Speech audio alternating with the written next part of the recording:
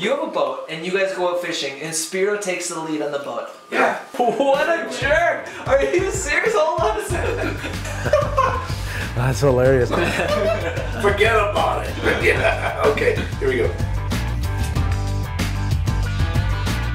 Woo! You can eat, you know?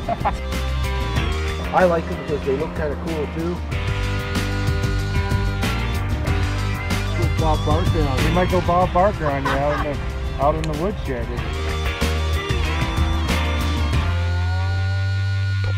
Ron is my father-in-law, for anybody who doesn't know. Okay, he travels with me. He's retired. He's very old school. We call him old school Ron. Yeah, have you seen these new cameras out now they got? Like they're smaller than, yeah, a little chipmunk or a little mouse. Like they're really tiny. And he's always got his camera. He always had his camera with him wherever he went and shot little videos and did stuff. But now it's kind of serious. I'm not a professional cameraman, sound producer, video man, you know, all that stuff that goes into making a TV show. All right, give her. Are we good? We're in motion. Does that mean yes? I guess so. I'm learning too. Anyways, hey Jeff, it's good to finally get the hook up. We've been kind of... Yeah, one problem I found, I guess, is basically we're working with a very simple camera that was developed for, you know, somebody's helmet going down a ski slope, basically. And we're using this thing to actually do interviews. It's pretty cold. I think it's warmer back home in Kenora than it is down here right now. Yeah, but, minus the snow. I guess that's the difference, right? but we can't complain. It's you know, we're used to it, so we can't use it as an excuse if we don't catch any bass tomorrow. Oh, I know exactly. I have no viewfinder through it. I think there's an optional attachment you can get for these, which is fine, except we don't have one. So I'm basically, it's like having a 12-gauge shotgun. You know, you're kind of shooting at a flock of ducks, hoping you'll hit one. I'm engaged, yeah. Okay, so your fiance, like, how does she feel about all this? I mean, we have our moments where, Yeah, you know, yeah. but she really likes to fish and gets to, you know, comes along on a lot of the trips. She hasn't been down for one of these tournaments yet. And I kept thinking, geez, my feet are starting to ache and my legs, because I wasn't really comfortable. And at the same time, I was trying to hold the camera steady because I don't know why, I don't have a tripod. You know, go see Gussie on Facebook and Twitter and follow us. And like I said, I mean, it's if you really want to see what it's like, this is where to watch it. Yeah, sounds good. No, you do a good job of keeping everybody in the loop with this stuff. So. Well, I remember that first interview. Yeah, I think it seemed it went on forever. I kept thinking, geez, my legs cramping up, my arms getting tired. We're gonna hopefully Catch some fish. represent and go Canada, go. Right on. Okay, man. Thank you. Okay, take care. Yeah, thanks. Just press stop. Did you get the stop? We get there the first day. I got the GoPro. I'm like, okay, this is gonna be easy. I'm gonna hook it up and I'm gonna do it. And then I says I'm just gonna leave it run.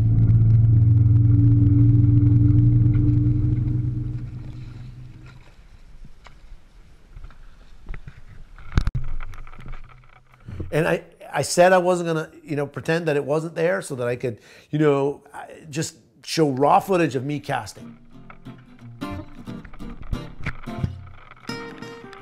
Guaranteed I touched that camera at least 500 times in a day. Guaranteed. So now I'm taking time out of concentrating on fishing to try to, you know, show what it's like. And it's cool that I'm showing what it's like, but now I'm not paying as much attention to fishing. Because now you're almost looking over your shoulder anyway. Just, is it there? Like, it's just a subconscious thing that I had to kind of, you know, get used to and get out of my mind. This whole, I want to call it a journey because it was, you know, I had my family involved with kind of what we're doing. You know, my son got sick. You know, we didn't know how to work the camera. We're not professional filmmakers. I mean, I love fishing. It's in me. It's what I've done since I was a kid. Ron loves fishing. That's why he's there doing it with us, to support us, to do all of this stuff. And at the end of the day, we didn't get very much good footage. But we want to continue to do this to show people that this is what it's like. I mean, it's not easy. It's not easy fishing. It's not easy filming. There's so many different variables that to bring it in. But I want to bring the, you know, my perspective of the whole deal. Hollywood, what did you say?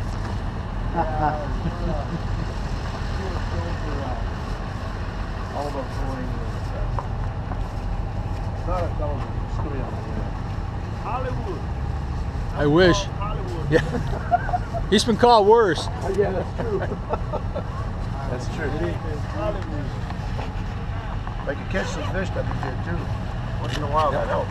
You going across the state?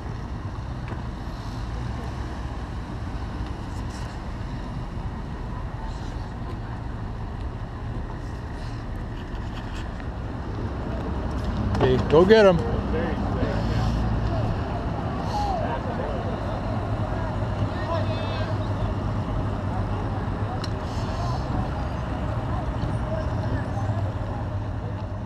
I didn't bring a camera for say on the boat to actually film while I was in the tournament, in competition hours. But I sent Ron out with the camera, and I'm like, Ron, look, these are the things that we need to shoot. I want you to take some shots of the guys putting the boats in, just a bunch of different stuff. And he was like, yeah, okay, yeah, I'm good, yeah, I'm good, I'll do it. Well, I guess that was my first time of attempting to get an interview. I just happened to run across him as I was walking back along the dock, and there was John sitting in the subway boat and his co-angler. And I thought, wow, here's a chance. But again, it's my first one. So yeah, I had the camera on, and you know, I said, go get him, John. He basically said hi, I guess, back. And then I guess I was waiting for him to maybe say something to lead into it, but that wasn't happening. And then I thought, well, maybe he's getting psyched up for the tournament because he was going to leave in a little while. So I thought, well, we'll just, at least we got a picture of him saying hi in his boat, and we'll cut our losses, and that was it. How long do you cook those in the smoker? About 4.5 hours a day. Oh yeah. Oh yeah. Yeah, that's some good jam right there. He did it. Did he do it? Well, here's the thing, you know, at the end of the day, I'm done the tournament. I see him filming me when I'm coming in to weigh my fish. And we kind of had this thing. He says, if you do really good, give me like a nod or a wink, you know, so I know, and then I'll make sure I get more footage of you holding up these big bass, right? So I come in, and Ron goes, he gives me kind of the look. I'm like, And he goes, really? Well, I guess they do call it fishing, not catching, so. I need something to laugh about, probably. Maybe laugh about Spiro. Yeah, it was Spiro. Laugh about Spiro, maybe. Laugh about his catch. Yeah. Good job. Thank you, brother. Spiro. What's your last name? Agouros. There you go. I knew it. That's real good. He's from Peterborough, Ontario. Is that the way you say that? Peterborough? Peterborough. Well, it should be oh, yeah. Nothing yesterday. Had one good one on, but it broke his line. One bass today, and his weight today, 1 pound, 11 ounces. 111. Thank you, sir. Hey, we were talking earlier about Ron said he wanted to be cremated, and I said, After I die. well, yeah, not now. Let's do it next week. He ain't dead yet, but we're going to cremate the boy. And you know, this is one thing that I really want to take some time to talk about. When you're down here and you're fishing, especially as a co-angler, you're not allowed to talk to a pro and give him any information. You're not allowed to do any of that. So there's none. It's like, not like you can go up to the guy and say, well, hey, guess what? You know, I heard they're catching them on this, or I think they're catching them on that. There's none of that. Like, you cannot. It's very, very strict in that sense. And to try to keep it fair. I mean, I understand. And now, after today's meeting, we're not allowed to talk between co-anglers. A co-angler or non-boater, they call it sometimes, is that you fish at the back of the boat. There's a pro who pays a higher entry fee to basically run his boat, go wherever he wants, run his trolling motor, run everything. You basically fish at the back of the boat. It's a random pairing at the meeting on usually the day before the first day of the tournament. You have a separate weight from what he has. His fish go in one live well, your fish go in the other live well. So you're not fishing, literally you're fishing against him, okay? But he gets first crack at everything. That's just how it goes. But it's set up like that so that his weight is his weight, your weight is your weight. He fishes for a separate prize amount, you fish for a separate prize amount. I'm like, okay, Ron, set up the camera and we're gonna film it. So we put it like right up against his face. And he's like, that's too close. I'm like, Ron, no, we need to move the camera. You know, it needs to be really close because it's a wide angle. He says, no, I'm moving it back here. I'm like, okay, I ain't gonna say nothing. Just let Ron do his thing. Just go ahead. Your fingers in the shot. Of course. Put your finger right in the middle. Yeah. Tell me when you're ready. We're ready. Okay, we're ready. So he moves the camera back. We get the mic set up, which we figured were gonna work. We do the interview, and you can't hear a damn thing. Hey, Dion, it's good to see you again, buddy. You know, we're here at Lewis Smith. How did you find the fishing? I mean, for me, it was like crazy tough. I only got one fish. Yeah, it was hard. I caught 9 pounds yesterday and just had 2 little keepers today. I mean, it was just terrible tough for me. I mean, you know, I think the fish are kind of in limbo where Ailers and some of them guys are catching them. They're still out there deeper. You know, the consistent bite's still out there probably deeper. Sorry, Ron, what was that? What's up? I thought it sounded good. My thing is as a point where it's sometimes frustrating because you're like, you know, you guys catch one, and then, but then, you know, you may only catch 5 in the day. And it's absolutely, if you're not around a lot of fish, it's really difficult. You're at the mercy of the guy in the front of the boat. Correct. And, you know, if you just happen to not be around many, it's hard to, it's hard to make up something that can actually get you a bite or two. Because we're doing the same thing. We need some bites. Of course. Ron, when you don't turn it up, I can't hear what you're saying. What? I get it. The sound is bad. What would you say, like, you've been doing this a long, long time. You've seen a lot of guys come through the ranks as co-anglers. If you had to say something for a co-angler, you know, maybe a guy who's just getting started or a girl who's just getting started, what would be your suggestion? What would you think? You know, the best thing for a co-angler is their attitude.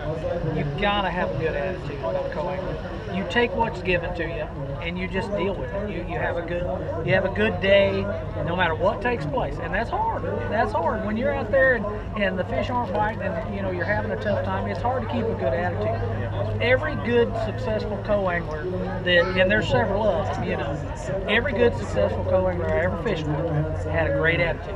You know, it didn't matter if he was flipping, pitching, heavy cover, boat docks, out in the middle of the lake deep, you know, it didn't matter. They had a good attitude, they kept fishing hard all day long, and they just tried to focus on their bait in the water.